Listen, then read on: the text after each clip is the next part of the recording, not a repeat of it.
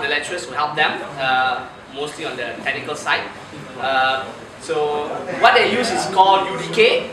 For those who are new to game development, it's called Unreal Development Kit. It's actually a $500,000 engine for Unreal Engine 3, but they've released it for free since November 2008, and that's when these guys start using it from the first release itself, the first beta release back in November 2008, if I recall correctly. So UDK is a really powerful tool, it's one of the most popular for modding back then. I mean, Unreal Engine is kind of similar. So for them, they use a well-known tool. So you guys can Google up UDK, you'll get the link. For their Facebook as well, you can just search Kayangan Saga. There is Facebook, you can like them, hate them, or whatever, post something there. They also have a website, you can just Google it up, Kayangan Saga, it'll appear. So for the next one, we're going to have guys from Liquid Rock Games. Welcome to the floor, Yap Chun.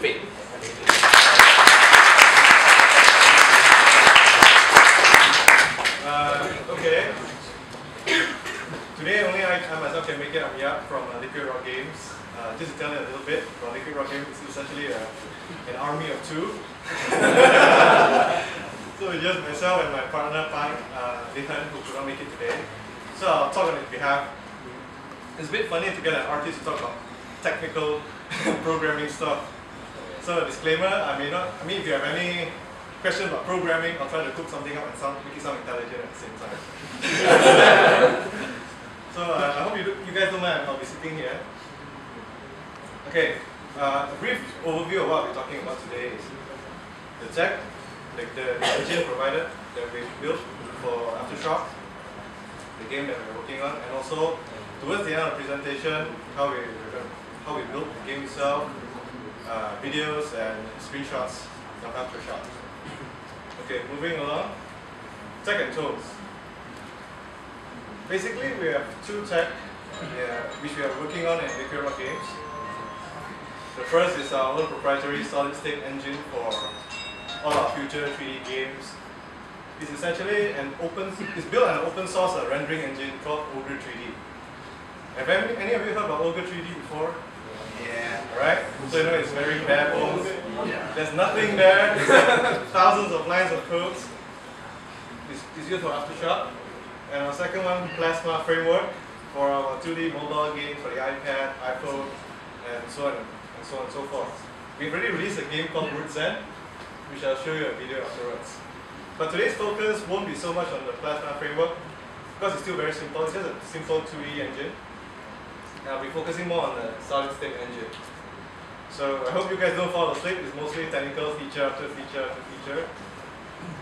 Bear in mind that my talk today will be very contrasting compared to the first team where they use UDK, 3D Studio Max, ZBrush, and whatnot, so on and so forth. My talk today will be focusing more on the usage of open source tools, the free tools for game development. Okay, solid state engine. As you already know, it's built on top of the Ogre 3D rendering engine. Why did we choose Ogre 3D? Well, because it's one of the most mature rendering engine that provides both OpenGL and direct 3D APIs.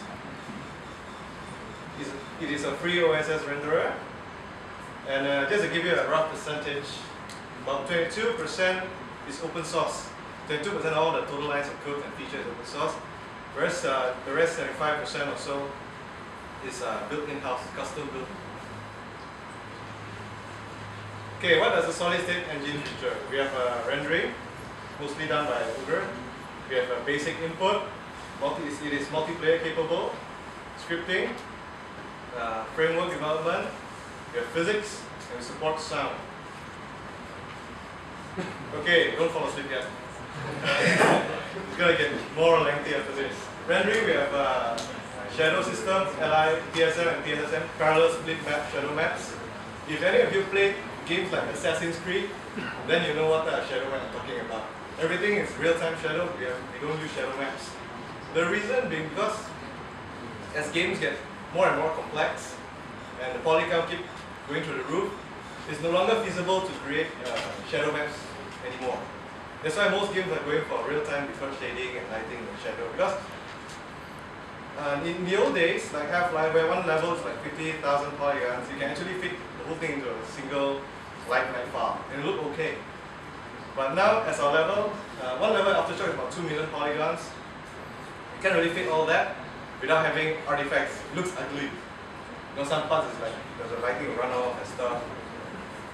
So with a portal and this portal system to manage the scene, this is the real trick to managing scenes, complex scenes. It's similar to UDK, the way they handle scenes. Okay, just to let you know, a lot of features is highly inspired by UDK itself. And also, the rendering side is inspired by Crysis. Paging geometry to support huge amount of grass, pebbles, all these extra decals, small details that we don't want to do with maps. It's a bit stupid trying to place individual grass. You know, it's like placing thousands of grass in a level, and then the level designer saying, I don't like this level. You know, you can hear somebody jumping off the roof already. You know? That'll be the artist. So what happens is, with this paging geometry, in the tool we have to literally just paint the grass on the surface on layers. If you don't like this grass layer, you can just delete it, and so on and so forth. And it's a lot more memory efficient. A smart batching system to group things together. An advanced dynamic shader system, in a sense where we can literally customize any shaders that we need.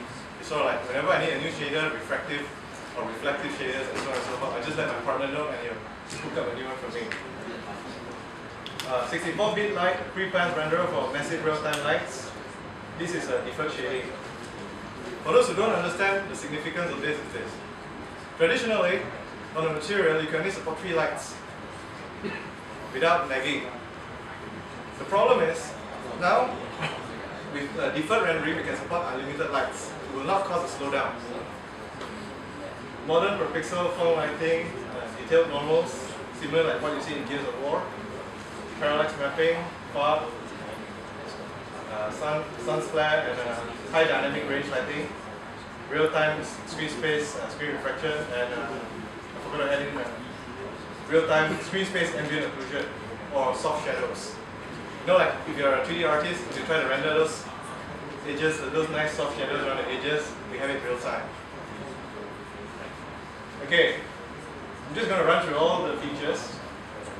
Basic input, callback, where you can control by mouse, joystick, and so on and so forth. Networking.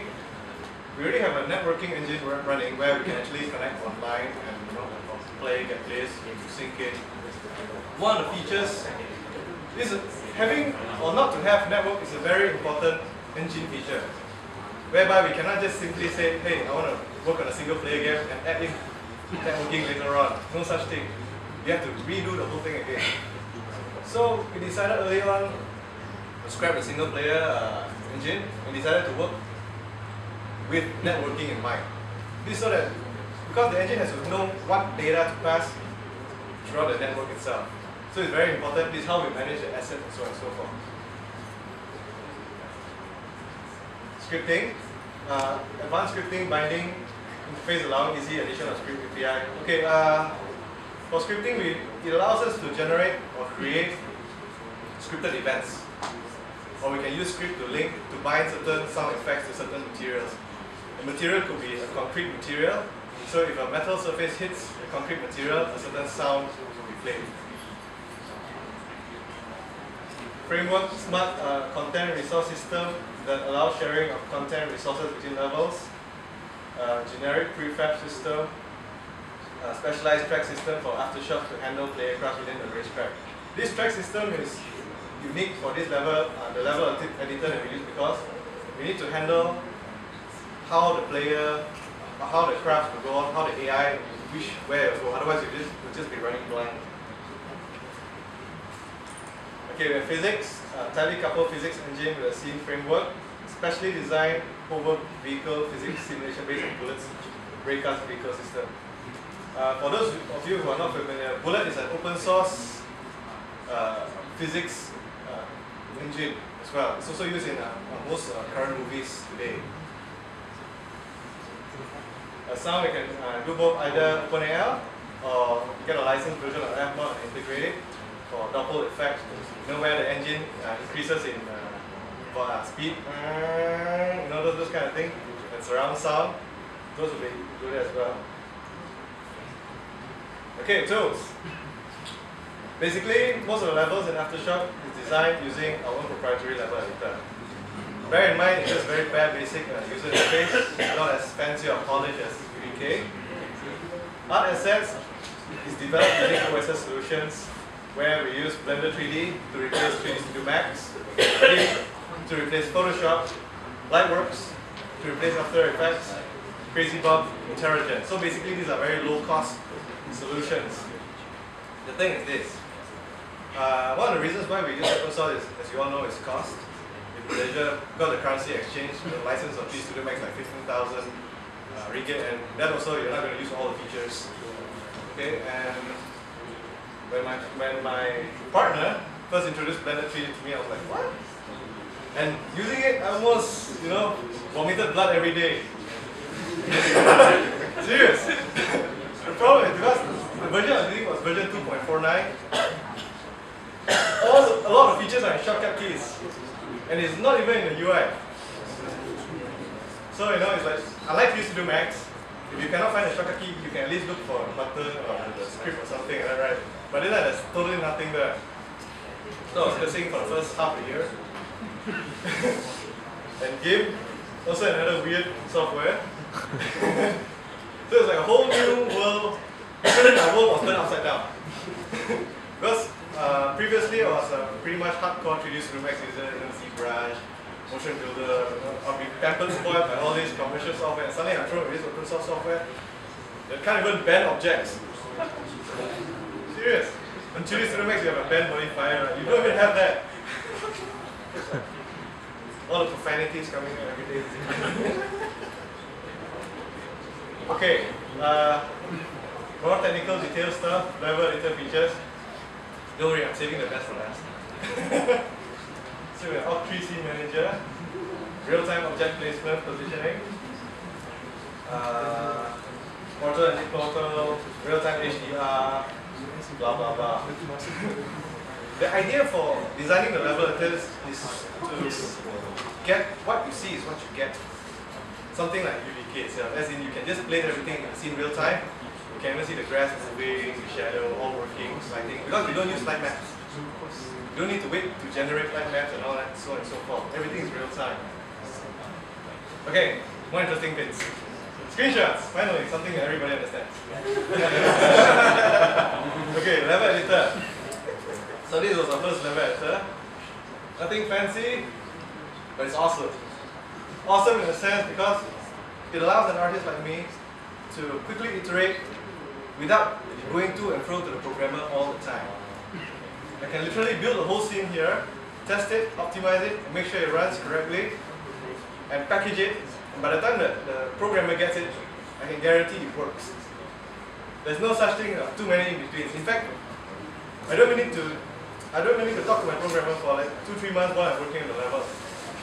It's like, hey, can you test this for me now? Initially, yes. But once most of the features are there, I just assemble everything and put it in together. So some features like without detailed textures, as you can see on the screen on the left, the rope, especially the shadow part, is a bit blurry because it's just the diffuse texture itself and the normal matte specular. With detailed textures, additional tasks of detailed diffuse, detailed normals, and detailed specular. This is how most current gen games fake detail. If you remove the detailed textures like Gears of War, it's going to look very blurry and very ugly. All details are achieved with detailed tasks. Okay, real-time HDR lighting. You know all those nice soft blooms in movies and stuff? We also have that. As you can see, the color bleeds from the sunlight, the strong lighting. You know, otherwise without it, it just looks very flat and boring. Okay, paging geometry editor. This is essentially how we add all the small tiny details in the scene. Think of it this way. Major level blocks are built in 3D Studio Max, exported to the engine, arranged all around together, and all these details are added last. So we need to build all the main level tracks first, play test it,